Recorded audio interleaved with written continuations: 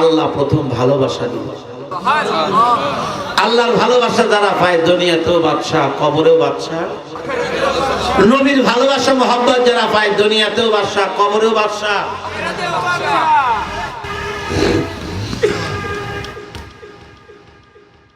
আমার শেখ ও মুর্শিদ, আমার রাহনুমা, আমার কলিজার টুকরা, আমার চোখের সুরমা, যার উসিলায় পেয়েছিলাম দিলের ব্যথা ও চোখের পানি, আল্লাহ পাকের কিছু পরিচয়।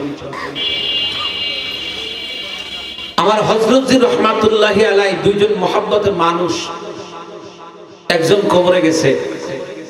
যেই দিন তিনি কবরে গেছেন, কবরে যাওয়ার দিন, ইন্তেকালের দিন, নিজের গোসল নিজে করছেন, নিজের কবর নিজে খনন করছেন। কিসের কারণে? বন্ধুত্বের কারণে। নিজের গোসল নিজে করছেন, নিজের কবর নিজে খনন করছেন। আচ্ছা, এটা কি সাধারণ কোনো ব্যাপার হইলো নাকি? যেদিন ইন্তেকাল করবে, ফজর হইলেই বিবিকে কইছে, ফজর হইলেই বিবিকে বলছে, দেরি করো না, আমার বাড়িতে আজকে মেহমান আসবে, একটু গোসলের পানি উঠাও তো, আমি গোসলটা সেরে নেই। এই উঠান, যারো উঠান পরিষ্কার করো, নতুন বিছনা পারো, নতুন চাদর পারো। বিবি তো আর বোঝে নাই, মেহমান আসবে, আসতেই পারে। সব কমপ্লিট, নিজেও গোসল করছে। গোসল করে আর 10টা বাজে, বাবা তুমি লাইভ আর করো না, থাক, অনেক হইছে। হ্যাঁ, শোনা, তোমার দিকে দৃষ্টি যাই তো একটু, আমি এখন অপারেশন করবো। জাযাকাল্লাহ। তো হয়ে গেল, মেহমান 10টা বাজে, বাজারে যাবেন না, মেহমান আসবে, কিছু আনা লাগবে না, কমপক্ষে চা বিস্কিট আনতেই হবে। উনি খাইলে কইল, বিবি এমন একজন মেহমান আসবে, এই মেহমান যে বাড়িতে ঢোকে সে বাড়িতে কিছু খায় না। আপনারা বলেন তো মেহমানের নাম কি?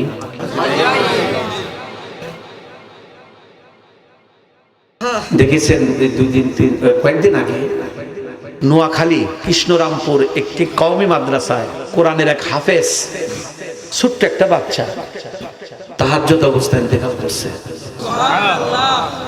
এক সেজদা দিছে, দ্বিতীয় সেজদা দিতে পারেনি। আমার মরণ যদি এমন হইত, আল্লাহ মানুষগুলাকে সাক্ষী রেখে বলতেছি,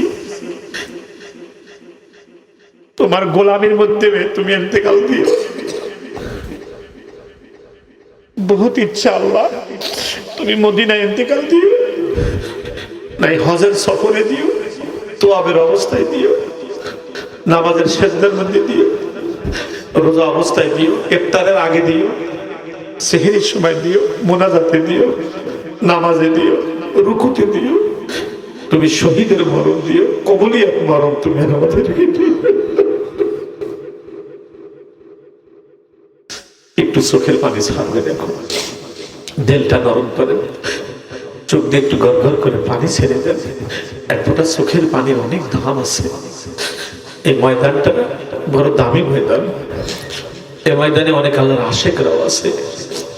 একটু চোখের পানি ছাড়বে। বিবি এমন একজন মেহমান আজকে ঢুকবে, সে কারো বাড়িতে কিছু খায় না, বিবিও বোঝে নাই কি করতে চায়। 11টার দিকে বিবিকে বলল, আমারে একটা কোদাল দাও। কি করবা? কারণ আছে। কোদালটা নিয়ে উনি কবরস্থানে আসছে। কবরস্থানে আসার ওই মাদ্রাসায় মাহফিল আমার আগামী 19 কথা কইেন না, কথা পরে কোন 19শে ডিসেম্বর মাহফিল। ওই মাদ্রাসার সামনেই কবরস্থান, আল্লাহর বান্দার কবরটার সামনে। উনি 2-3 জন হুজুরকে নিয়ে কবরে ঢুকছেন। কবরে ঢুকে এক কোদাল খনন করছে। খনন করে বলল, হুজুর আমার সময় নাই, মেহমান আসবে, এই যে আমি একটা সাবান কিনছি, এটাতে আমাকে গোসল দিয়ে, এটা আমার হালাল টাকা দিয়ে কেনা, আমি বন্ধুর কাছে যাব, তো আমি হালাল টাকার সাবান দিয়ে গোসল করে যাব। যোগাযোগ যোগাযোগ। এই পকেট থেকে কাফনের কাপড় বের করবে, এটা তোমাকে কাফন দিয়ে। হুজুররা খুব একটা বোঝে নাই যে কোনোদিন মারা গেলে হয়তো এখানে রাখতে হবে। দেখতে দেখতে চলে গেছে গা। বাসায় গিয়ে সবাইকে ডাকছে, নসিহত করতেছেন। নসিহত করতে উপর দিকে তাকায় একটা সালাম দিল। সালাম দিই লা ইলাহা ইল্লাল্লাহ, চলে গেছে। কি যোগাযোগ, বন্ধুত্ব। আমার এক ভাই গরিব মানুষ, ভ্যান চালায়, মাসিক ইজতেমায় বয়ান হইতেছে নবীজির মহব্বতে। আমাদের জেলা আমির বলেন পুরাটা মসজিদ কান্নায় ভেসে গেল, তাবারক দিল, সবাই চলে গেছে। বিয়ানওয়ালা বারান্দায় বসে বসে নবীর মহব্বতে কাঁদতেছেন। মুয়াজ্জিন কইল বের হন, আমি ঘর তালা দিব। গরিব মানুষটা কইল আপনার পায়ে ধরি, আমাকে উঠাইয়া দিয়েন না, আমি আজকে সারা রাত আল্লাহর এই ঘরে কাটাইয়া দিব। না না, চুরি হইলে কে দায়ী থাকবে? আপনি বের হন তো, বের হন এখান থেকে, আল্লাহর রাস্তে মাপ চাই, আমাকে বের করে দিয়েন না। মুয়াজ্জিনও দেখলো ছাড়েও না, কি করা যায়? ঠিক আছে ভাই, এই বারান্দায় থাকেন, মসজিদের বারান্দায় থাকেন, আমার আপত্তি নেই।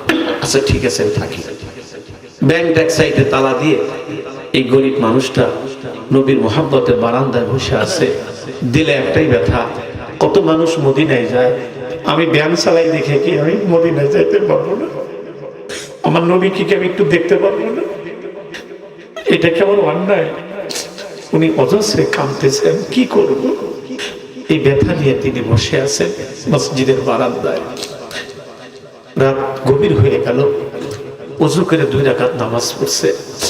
ওইটা মাথার টুপিটা খুলছে, পকেট থেকে তসবিহ বের করছে, মিসওয়াক বের করছে, পাগড়ি খুলছে, জুব্বাটা খুলছে, খুলে সব এক জায়গায় করে বুকের মধ্যে নিয়ে আল্লাহ কইতেছে, আল্লাহ আমি জানি গরিব মানুষ হয়তো যাইতে পারবো না, আমি তোমার এই নবীর সুন্নাতগুলো আমি বুকে নিয়ে রাখতেছি, আমি এই সুন্নাতের উসিলায় তোমার কাছে ছোট্ট একটা চাওয়া, আল্লাহ আমাকে দিবে না তুমি?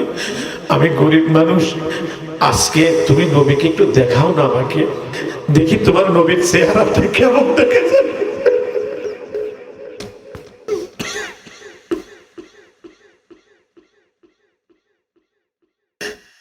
একটু দেখো, আমি একটু দেখবো।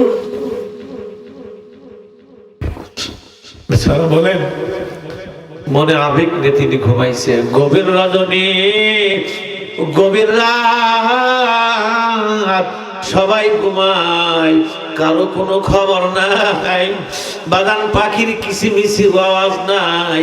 গভীর রজনী, ঘুমের মধ্যেই স্বপ্ন দেখে পুরা গ্রাম আলোকিত। কে এত আলোকিত কেন? এত আলোকিত, আল্লাহ সূর্যের চেয়েও যেন আলোকিত, পূর্ণিমার চাঁদের চেয়েও যেন আলোকিত। উনি বলেন স্বপ্নে দেখলাম, দেখি একজন বৃদ্ধ মানুষ আমার দিকে আসতেছে, মসজিদের দিকে আসতেছে।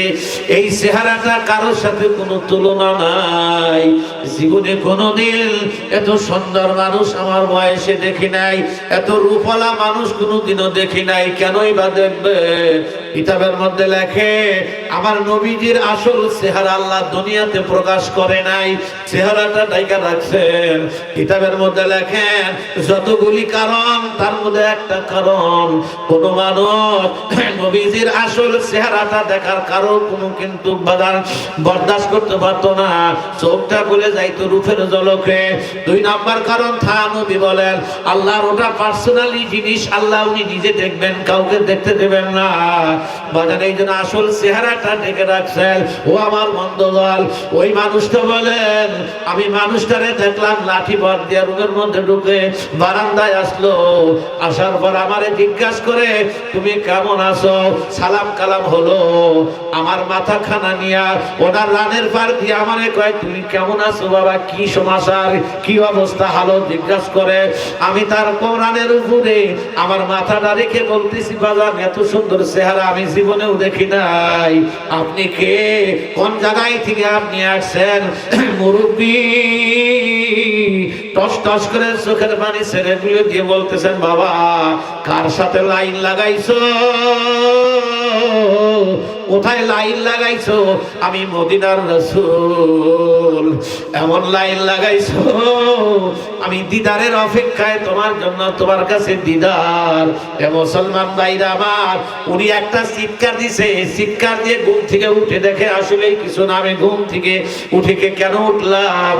বাগান উনি নবীর মহাব্বতে সেই তো কান্না শুরু করছে। এ মুসলমান ভাইরা আমার, কথাটা এই জন্য বুঝাই, আল্লাহকে অভিভাবক বানাও, রাসূলুল্লাহ সাল্লাল্লাহু আলাইহি ওয়াসাল্লামের সম্পর্ক কায়েম করো। সম্পর্ক কায়েম করে চলো, কাফনের কাপড়ে প্যাকেট হইয়া যায়। ও বাবারে, ওই কাফনের কাপড়ে একবারে যারা প্যাকেট হইয়া যায়, জীবনে কোনোদিন কিন্তু তারা আর কোনোদিন ফিরে আসে না। ওই মসজিদের পালকি একবার কোনো বাড়িতে ঢোকে, তারা কিন্তু কোনোদিন আর ফিরে আসে না। একদিন আগে হোক আর পরে হোক, ওই কাফনের কাপড়ে তোমারও প্যাকেট হওয়া লাগবে, আমারও প্যাকেট হওয়া লাগবে। আসো বাজার, ওই মালিকের কাছে আমরা প্যাকেট হওয়ার আগে তওবা করে দেখি বন্ধুত্ব স্থাপন করা যায় কিনা। আপনাদের কিনা 1 মিনিটের একটা দোয়া করব, এটা কোনো আখিরি দোয়া না। আমার মনে হয় পুরাটা মাহফিল এখন মাওলার দরবারে কবুল হইয়া যাইতেছে। বাবারে, 2 চোখ দিয়ে গড় গড় গড় গড় করে পানিগুলি ছেড়ে দিবেন। আল্লাহু আকবার। মাওলার কাছে আপনি মিনতি সুরে আল্লাহর কাছে যাবেন। আসেন, এটা আখিরি দোয়া না, ছোট্ট একটা দোয়া। 2খানা হাত উঠায় আল্লাহুম্মা আমিন। উঠান 2খানা হাত, চোখ বন্ধ করেন, মাথা কানা নত করেন। কেউ কারোর দিকে তাকায়েন না। আমি অনুরোধ করি, কেউ কারোর দিকে না তাকায়, একটু দিলের সাথে বুঝে না, চোখের পানি ছাড়েন। ওরে আমার মাবুদ রে, ওরে আমার মাশউক রে, একা একা কেমনে থাকবো কবরে। আল্লাহ, মাওলারে শুরু দিয়া মাহফিল এলোমেলো মনে হইতেছিল, আমার মনে হয় পুরাটা মাজলিস এখন কবুল হইয়া যাইতেছে। আল্লাহ, এতক্ষণ পর্যন্ত আলোচনা করতেছি, একজন মানুষের উঠে নাই, একজন মানুষের বসাও নাই। নবীর মহব্বত নিয়ে কথা বলতে আছি। আমার দিলের বিশ্বাস, তোমার হাবিব যদি আজকে দুনিয়ায় থাকতো, আর তোমার নবী যদি এই ময়দানে আসতো, আমরা যতই নিষ্ঠুর হই না কেন, আল্লাহু আকবার, তোমার নবীর কদম মোবারক নিজেদের দুবার টান দিয়ে সিরিয়া মুছে দিত। মাওলা গো, ওই রাসূলরে হারাই এই মাহফিলে বসা 2 চোখের পানি টস টস করে টস করে ছাড়িয়ে দাও বাবা, 2 চোখের পানি ছাড়িয়ে দাও। ইয়া আল্লাহ, ইয়া রহমান, ইয়া রহিম, এই মজলিসের মধ্যে কারো মা নাই, এই মজলিসের মধ্যে কারো বাবা নাই, কারো মা নাই, কারো বাবা নাই, কারো মা নাই,